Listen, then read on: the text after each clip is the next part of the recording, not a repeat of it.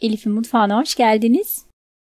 Bugün sizlerle bildiğiniz tüm tarifleri unutturacak, pamuk gibi yumuşacık ve çok lezzetli haşhaşlı çörek tarifini paylaşmak istiyorum.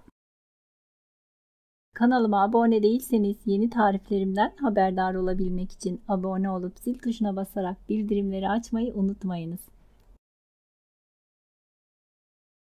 Yoğurma kabının içerisine 1 paket instant maya, 2,5 yemek kaşığı şeker,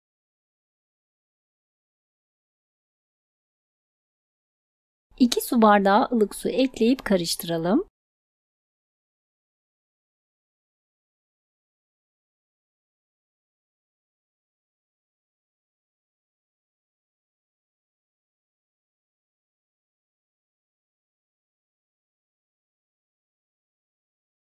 Çeyrek çay bardağı kadar sıvı yağ. İlk etapta 3 su bardağı un ekledim.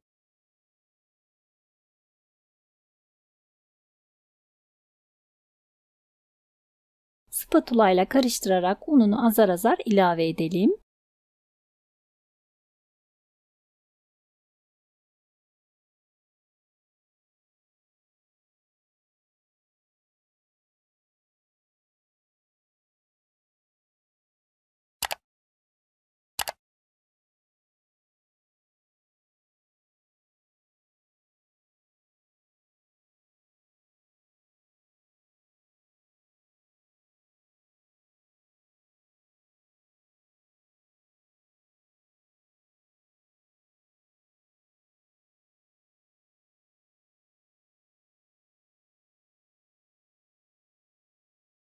Ama daha önce tuzunu eklemeyi unuttum. 1 tatlı kaşığı kadar tuz ekledim.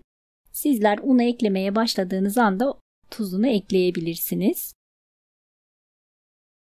Hamur toparlanmaya başladı. Artık elimle yoğuracağım. Ununu azar azar ilave ederek yaklaşık 8-10 dakika kadar iyice yoğurmamız gerekli.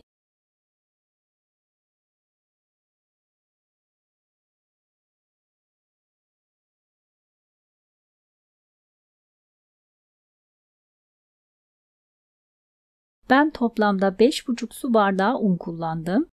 Hafifçe ele yapışan yumuşak kıvamlı bir hamur olması gerekli. Hamur toparlandıktan sonra tezgahın üzerine alalım. Yumuşak kıvamlı bir hamur olduğu için elimize yapışacak. Bu yüzden elimizi ara ara yağ batırarak yaklaşık 8-10 dakika kadar iyice yoğurmamız gerekli.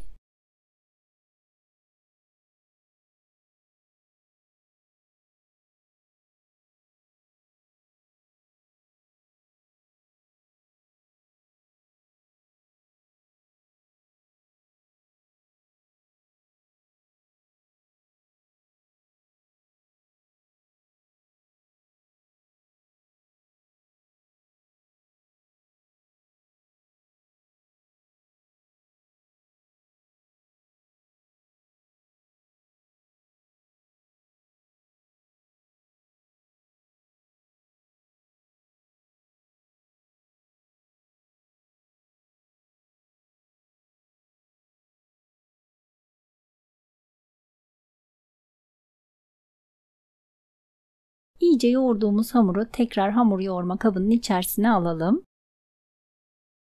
Üzerine biraz yağ sürdüm yine. Üzerini kapatalım. Yaklaşık 45 dakika kadar ılık bir ortamda bekletelim.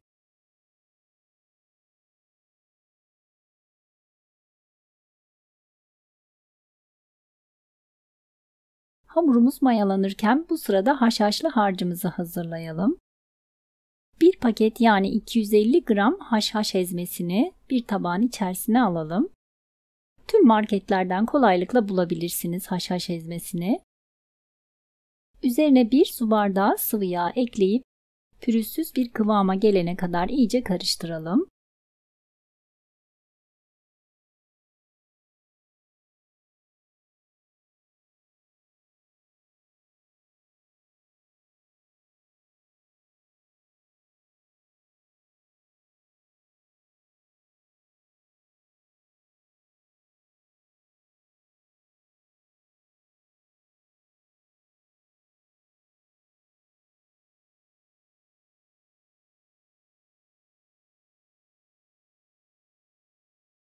Büyük boy yuvarlak borcamın içerisine yaklaşık 2 yemek kaşığı kadar haşhaşlı karışımdan alalım ve her tarafına gelecek şekilde elimizle yayalım.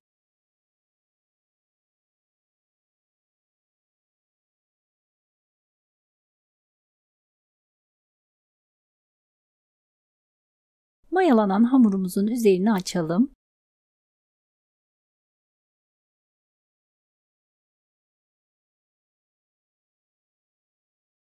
Öncelikle haşhaşlı karışımdan 2-3 yemek kaşığı kadar tezgahın üzerine alalım ve yayalım.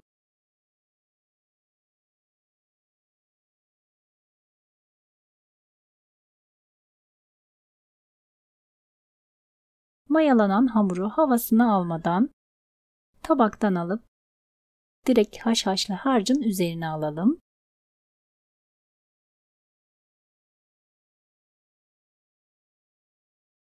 Üzerine yine bol miktarda haşhaşlı harçtan dökelim.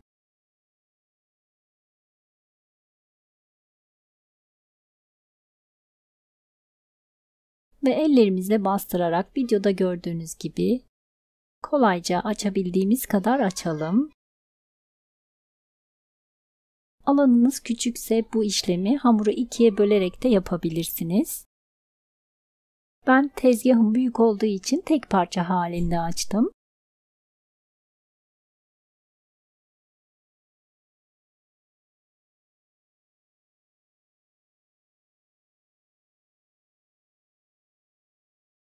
Videoda da gördüğünüz gibi hamur çok kolay bir şekilde açılıyor.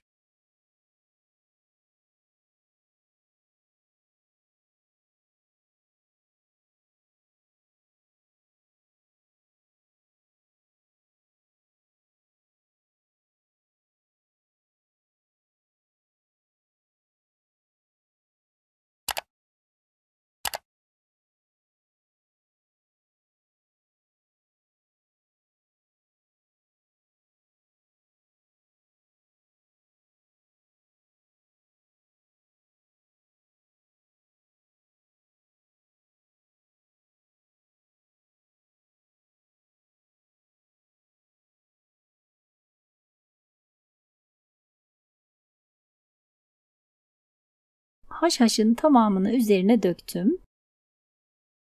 Her tarafına gelecek şekilde yayarak hamuru açmaya devam edelim. Rulo yaptığımızda eşit olması için mümkün olduğu kadar dikdörtgen bir şekil vermeye çalışıyorum açarken.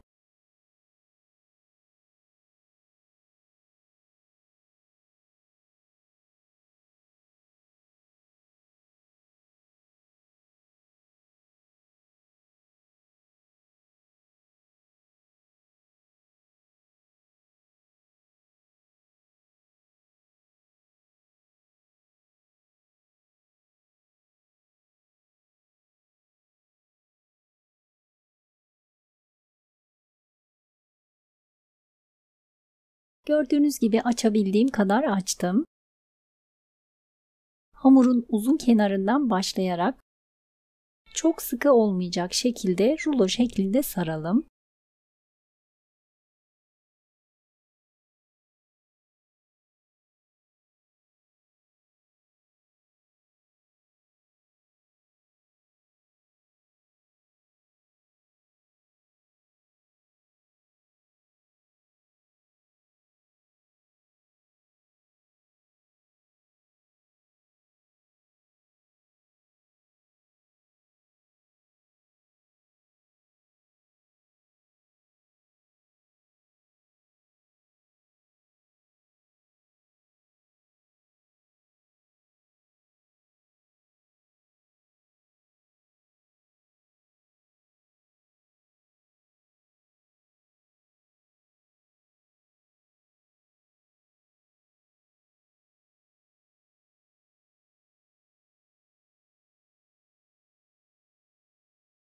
Daha sonra yaklaşık 3 parmak genişliğinde olacak şekilde keselim.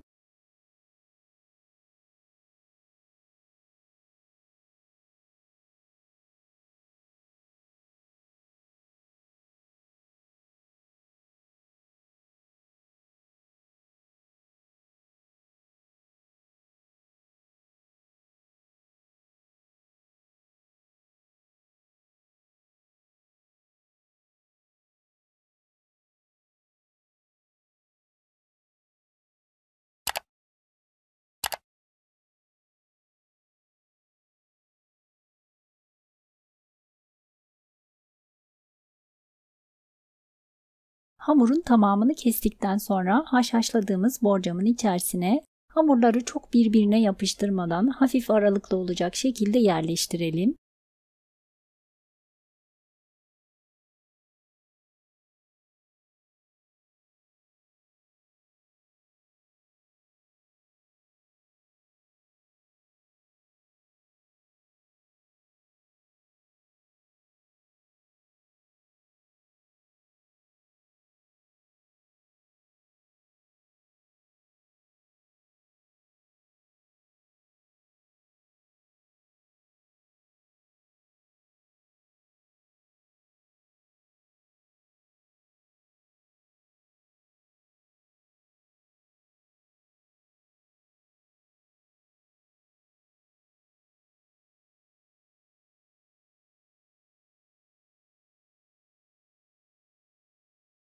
Çöreklerimizi daha sonra ılık bir ortamda yaklaşık yarım saat kadar tepsi mayası için bekletelim ve yarım saatin sonunda gördüğünüz gibi gayet güzel kabardılar.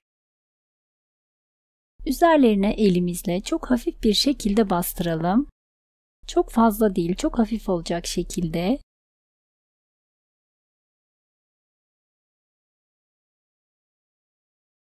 Daha sonra 180-190 derecelik ısınmış fırında orta gözün bir alt tarafına yerleştirerek üzeri kızarana dek pişmeye bırakalım.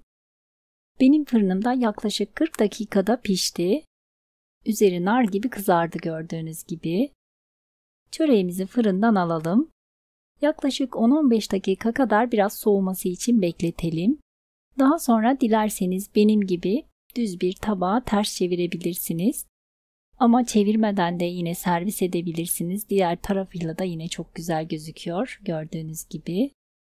Videoda da gördüğünüz gibi pamuk gibi yumuşacık, harika bir haşhaşlı çörek oldu. Gördüğünüz gibi yapımı da çok kolay. Eminim ki sizler de denediğinizde çok beğeneceksiniz. Favori tariflerinizden biri olacak. Deneyecek olanlara şimdiden kolay gelsin.